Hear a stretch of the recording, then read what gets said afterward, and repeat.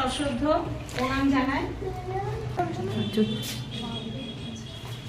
এরপর আমার প্রিয় ছাত্রছাত্রীদের জানাই আমার অনেক অনেক ভালোবাসা, আমার সহকর্মীদের জানাই আন্তরিক শুভেচ্ছা ও অভিনন্দন। নেতাজি সুভাষচন্দ্র বসু ভারতের স্বাধীনতা সংগ্রামের ইতিহাসে এক উজ্জ্বল নাম। তিনি 1897 সালে 23 জানুয়ারি উড়িষ্যার কটক শহরে জন্মগ্রহণ করেন। ছোটবেলায় তিনি সেখানেই পড়াশোনা করেন এবং সেখান থেকে তিনি মাধ্যমিক পাস করেন। ম্যাট্রিকুলেশন পরীক্ষায় তিনি চতুর্থ স্থান অধিকার করেন। এরপর তিনি উচ্চ শিক্ষার জন্য প্রেসিডেন্সি কলেজে ভর্তি হন।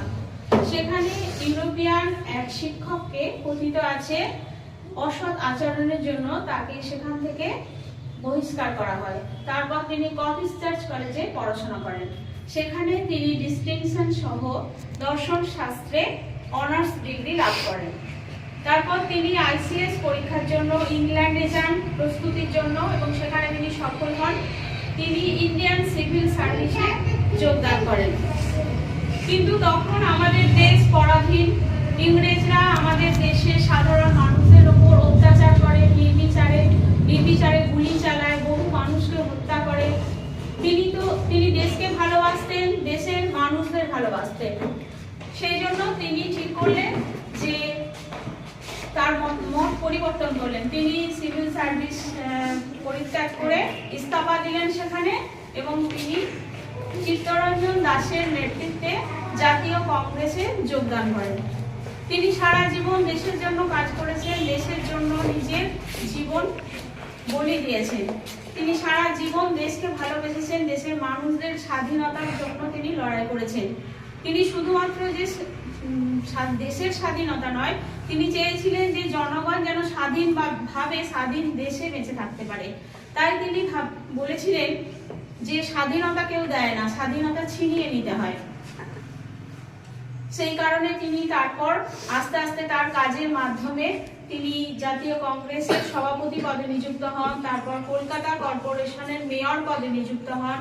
তিনি ফরওয়ার্ড ব্লক দল গঠন করেছিলেন। মহাত্মা গান্ধী তিনি ছিলেন অহিংসার পূজারী, কিন্তু নেতাজি সশস্ত্র সংগ্রামের ডাক দিয়েছিলেন। তিনি জনগণকে জাগিয়ে তুলতে বলেছিলেন দিল্লি চলো। তিনি বলেছিলেন give me blood and I will give you freedom. তোমরা আমাকে রক্ত দাও, আমি তোমাদের স্বাধীনতা দেব। তিনি এইভাবে তার দেশের জন্য তিনি এইভাবে কাজ করে গিয়েছেন। তারপর তিনি জাপান, জার্মানি তাদের কাছ থেকে তাদের সহযোগিতা করে তাদের কাছ থেকে নানা রকম সুবিধা পেয়েছিলেন। দেশের সশস্ত্র সংগ্রামের জন্য তাদের কাছ থেকে অনেক সাহায্য পেয়েছিলেন। রাসবিহারী বসুর নেতৃত্বে যে আজাদ হিন্দ বাহিনী গঠন হয়েছিল, তিনি সেই দলের সর্বাধিনায়ক, তাকে দায়িত্ব দিয়েছিলেন এবং তিনি ছিলেন সর্বাধিক নায়ক।